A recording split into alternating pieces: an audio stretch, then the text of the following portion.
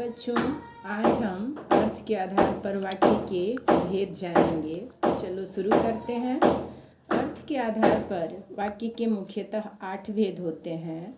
पहला होता है विधिवाचक वाक्य, दूसरा होता है निषेधवाचक वाक्य, तीसरा होता है प्रश्नवाचक वाक्य, चौथा होता है आज्ञावाचक वाक्य, पांचवा होता है इच्छावाचक वाक्य, छठा होता है संदेहवाचक वाक्य, सातवां होता है विस्मयादिबोधक वाक्य और आठवां होता है संकेतवाचक वाक्य। बच्चों, अब हम विधिवाचक वाक्य की परिभाषा जानेंगे। जिस वाक्य में किसी बात के होने का पता चले उसे हम विधिवाचक वाक्य कहते हैं। जैसे मैं दौड़ता हूँ, हवा बह रही है। दूसरा होता है निषेधवाचक वाक्य।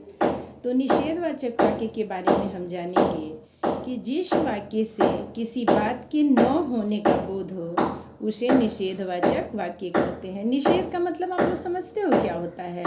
निषेध का मतलब होता है नहीं। मतलब जिस वाक्य से किसी बात के न होने का बोध हो उसे निषेधवाचक वाक्य कहते हैं।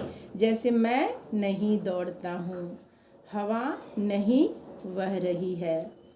तीसरा प्रश्नवाचक वाक्य। जिस वाक्य से किसी प्रकार के प्रश्न किए जाने का बोध हो उसे प्रश्नवाचक वाक्य कहते हैं। जैसे क्या वह खेलता है, वह क्या खेलता है। चौथा आज्ञावाचक वाक्य।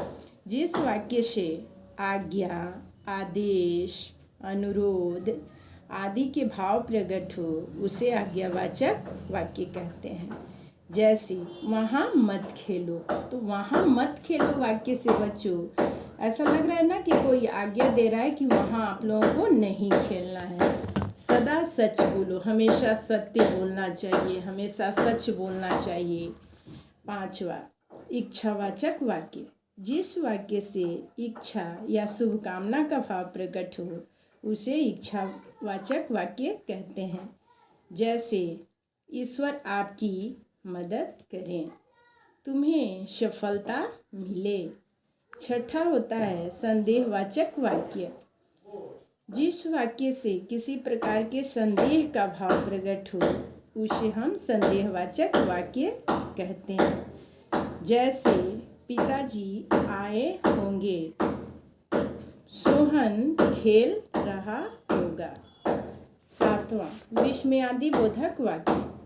जिस वाक्य से सुख, दुख, आश्चर्य आदि तीव्र भाव प्रकट हो उसे विस्मयादिबोधक वाक्य कहते हैं। जैसे वाह हम जीते, आह ऐसा दुख। आठवां होता है संकेतवाचक वाक्य। जिस वाक्य से किसी संकेत या शर्त का बोध हो उसे संकेतवाचक वाक्य कहते हैं। जैसे यदि वह परिश्रम करता तो अवश्य सफल होता, तुम पढ़ोगे तब पास करोगे। धन्यवाद।